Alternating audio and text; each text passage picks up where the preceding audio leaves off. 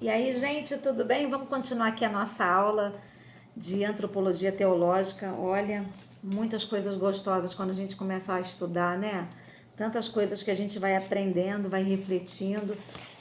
Eu vou continuar nesse livro, O Humano Integrado, e agora eu vou trabalhar um pedacinho do texto da teóloga Ana Maria de Azevedo Lopes Tepedino. Foi minha professora também, assim como o texto anterior do professor Joel, teólogo, também foi meu professor. Então, tive o privilégio de conviver com essas pessoas, né?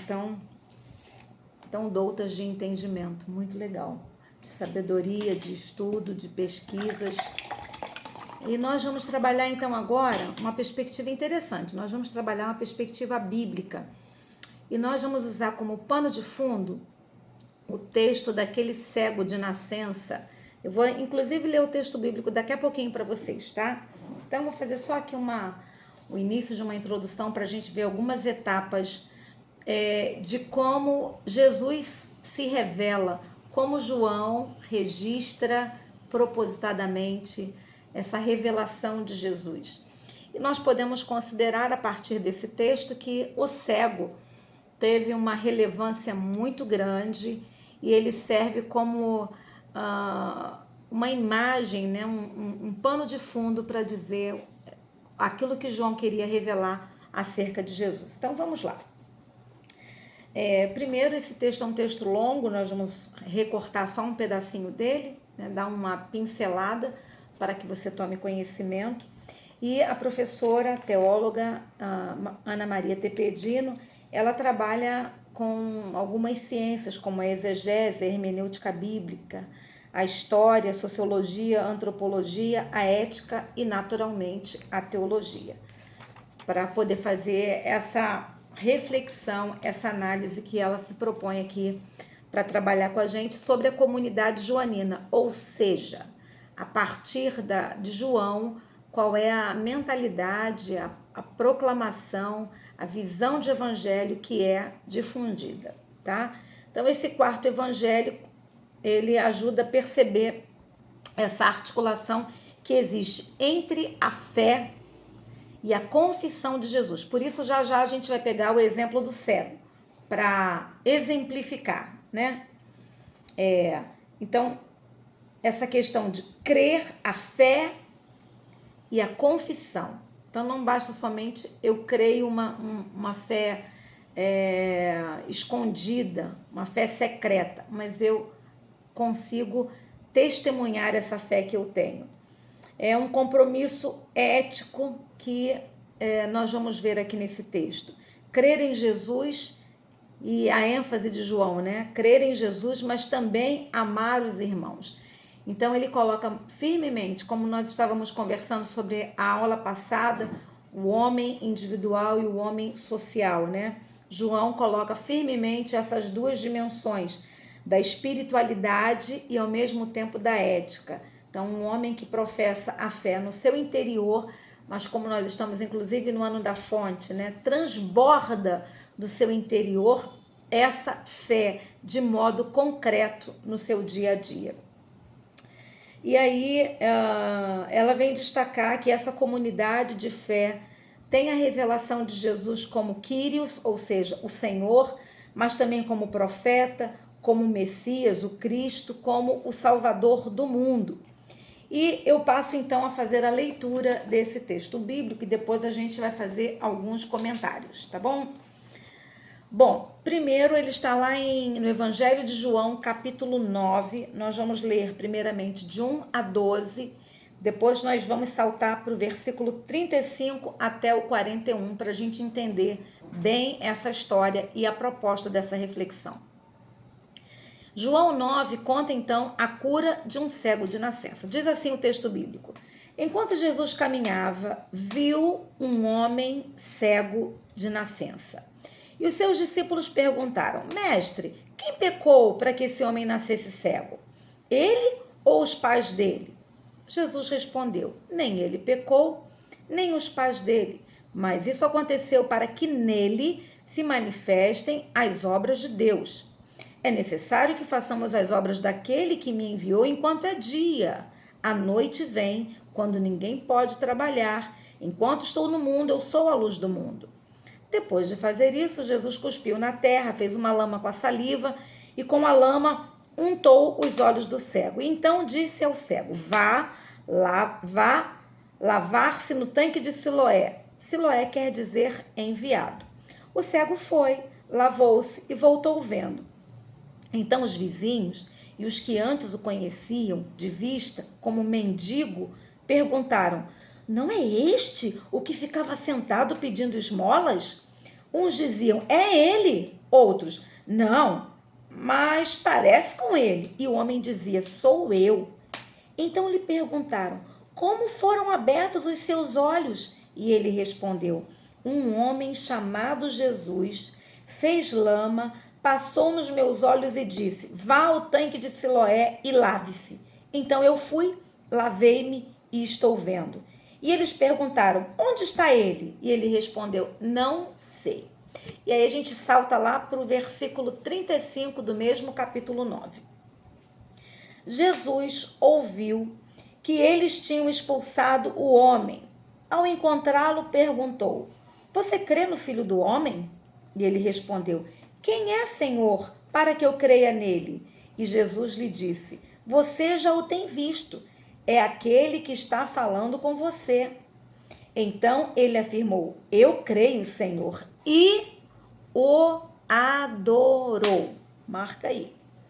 E Jesus continuou: eu vim a este mundo para juízo, a fim de que os que não veem vejam e os que veem se tornem cegos. Alguns dos fariseus que estavam perto dele perguntaram-lhe: por acaso também nós somos cegos? E Jesus respondeu: se vocês fossem cegos, não teriam pecado algum. Mas porque agora dizem, nós vemos, o pecado de vocês permanece. Olha, Jesus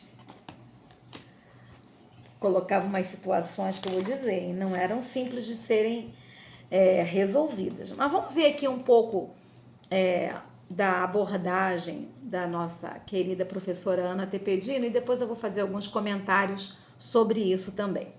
Então, primeiro é que esse cego revela ali Jesus como filho do homem, vai reconhecer Jesus como filho do homem. Já já a gente vai ver o que significa isso. Outra coisa que ele faz assim escandalosa, ele se prostra e adora a Jesus. Olha, só para lembrar, talvez a gente esteja muito acostumado a adorar ao Senhor e a gente não presta atenção no que isso significa. Especialmente o que significava naquela época. Por quê? Porque o judeu, ele é monoteísta, ele acredita só em Deus, ele não se prostra diante de ninguém, nem do imperador, nem de Nabucodonosor. Você lembra que Sadraque, Mesaque e Abdenego lá na Babilônia foram jogados dentro da fornalha porque eles não se dobraram, não se ajoelharam, não adoraram a imagem do Nabucodonosor? Eles preferiram morrer queimados do que dobrar os joelhos para adorar. Mostra que o povo judeu adora somente a Deus. E aí, que loucura, esse cego, ele adora, ele se prostra, ele adora. E essa atitude, que é devida só a Deus, talvez pudesse causar um escândalo. Mas o que o cego estava dizendo não era que ele estava adorando outro no lugar de Deus. O que o cego estava fazendo com a sua atitude é que ele estava reconhecendo que Jesus era Deus, Jesus era o enviado de Deus, Jesus tinha a autoridade divina sobre ele. Mas vocês acham que isso foi simples de ser explicado naquela época? Claro que não. Então, o Evangelho de João, ele sente essa necessidade constante de refletir os vários testemunhos que as pessoas, quando se encontravam com Jesus, confessavam a Jesus. Confessavam Jesus como o Senhor, confessavam Jesus como Messias, confessavam Jesus como o enviado de Deus, como Salvador. Né? Então, João procura deixar isso muito claro em vários relatos do seu evangelho.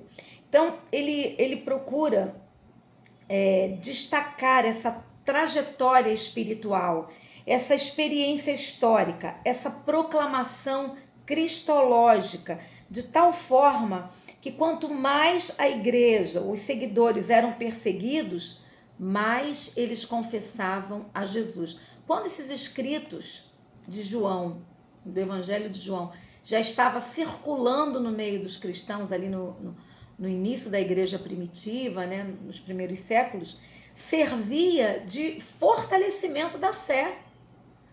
Então, propositadamente, quando foi escrito o Evangelho de João, era sim para revelar essa fidelidade, essa experiência, essa proclamação cristológica.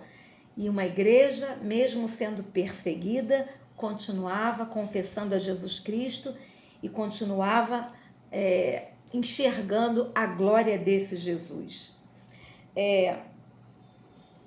Então, nenhum outro autor dos evangelhos do Novo Testamento, ou mesmo do Novo Testamento, demonstra uma precisão tão cuidadosa, com essa variedade de títulos que são conferidos a Jesus nos vários encontros que ele vai ter, seja com a samaritana, seja com o cego, enfim, você pode pegar o Evangelho de João e olhando os subtítulos, você vai ver nessas várias experiências, as várias revelações que João registra de Jesus, o Filho de Deus. Seu objetivo, então, é para que todos possam conhecer Jesus e, mais do que conhecer, possam amar Jesus. Esse amor que é demonstrado, num primeiro momento, pela fé, por um compromisso, por uma entrega, de uma maneira concreta, expressando que o amor a Jesus só pode ser vivido nessa experiência de fé comunitária também. Vocês vão ver que as cartas de João, elas são muito fortes, muito enfáticas sobre o amor a Deus e o amor ao próximo, dizendo até assim, se você diz que ama a Deus, que você não vê, mas você não ama o seu irmão que você vê, você está mentindo, você não ama a Deus, você está se enganando. Então veja como o Evangelho de João tem essa tônica, essa ênfase no amor a Deus, no amor a Jesus, na revelação de Jesus, mas ao mesmo tempo sem abandonar com essa mesma força a necessidade do amor ao próximo. 1 João 1,20 chega a dizer que todo aquele que pratica a justiça nasce de Deus. Então, a carta de 1 João vai ensinar que praticar a justiça é viver um amor fraterno. Ou seja, o amor não é revelado por palavras poéticas, bonitas, envolventes, mas ele é, de fato, testemunhado na prática da justiça, da equidade, da verdade, da fraternidade, da solidariedade. E isso é agradável a Deus. E, na verdade, tudo isso no ser humano é gerado por Deus. É gerado através de Jesus, que nos dá o seu Espírito Santo. E assim nós podemos nos amar mutuamente. O João também revela que o Pai, que ir ao Pai é procurar permanecer nele e andar nele. Em quem? Em Jesus. Então, gente, isso para nós que somos cristãos é muito tranquilo da gente compreender, viver, mas vocês imaginem isso dentro de uma teologia judaica, né? Onde não há espaço para essa novidade, tendo em vista que eles não consideraram Jesus e não consideram Jesus como o Messias, o descendente de Davi, aquele que era aguardado, né? Tem aquele outro cego, Bartimeu, que eu fico, meu Deus, maravilhada, quando ele grita, Jesus, o que ele grita? Jesus, filho de Davi. Ele está dizendo Jesus o Messias, Jesus o esperado, Jesus o cumprimento das profecias do Antigo Testamento. Ele sendo cego, é o que Jesus fala para esse outro cego aqui. Sendo cego, ele enxergou a luz de Deus que haveria de vir. Então, isso é uma revelação muito linda que Deus faz. E o convite de que essa comunidade, né, esses cristãos que estão lendo o Evangelho de João, que estão lendo as cartas gerais, as cartas de João, percebem essa coerência, né, de que a experiência com Jesus é uma experiência que transborda na experiência com o meu próximo. Já já eu volto para mais um pedacinho dessa aula. Fica com Deus.